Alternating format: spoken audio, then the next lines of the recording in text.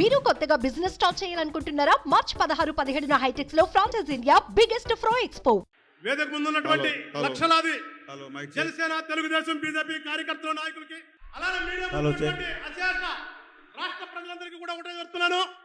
నిన్నేదో ముఖ్యమంత్రి గారు వాళ్ళ క్యాండిడేట్ లిస్టు వదులుతూ పెద్ద ఎత్తున ఏదో బీసీలకు ఇచ్చేసారు, ఈ రాష్ట్రంలో బీసీలకు అందరికీ న్యాయం జరిగిపోయింది అని చెప్పేసి నిన్నందరూ కూడా వరుసన 1, 2, 3 సీట్లు వేసుకుని కూర్చుని నిన్న చెప్పింది ఒకసారి మీరందరూ కూడా అర్థం చేసుకోండి. ఈ 5 సంవత్సరాల్లో ఈ వ్యక్తి ఏ ఒక్క బీసీ కులానికైనా న్యాయం చేసిందా? ఏదో కొంతమందిని తీసుకొచ్చి సీట్లు ఇచ్చేస్తే అది సామాజిక న్యాయం అవుతుందా? ఒక్కసారి ప్రజలారు అర్థం చేసుకోండి అని చెప్పేసి జనసేన పార్టీ నుంచి కోరుతున్నాను.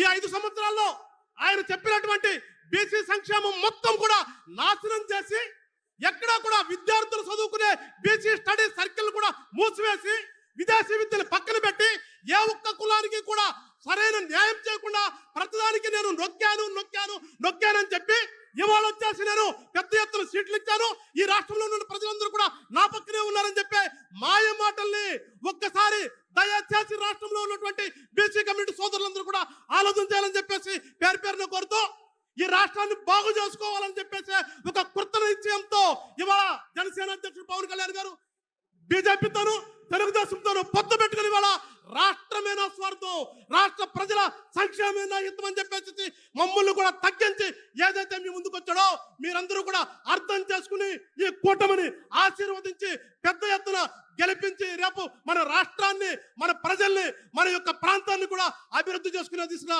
మీరందరూ కూడా ఆశీర్వదించాలని చెప్పేసి అందరినీ కూడా కోరుకుంటూ ఈ అవకాశం కల్పించిన పెద్దలందరికీ కూడా నమస్కారం చెప్తూ ఒకసారి జై జనసేన, జై తెలుగుదేశం, జై బీజేపీ.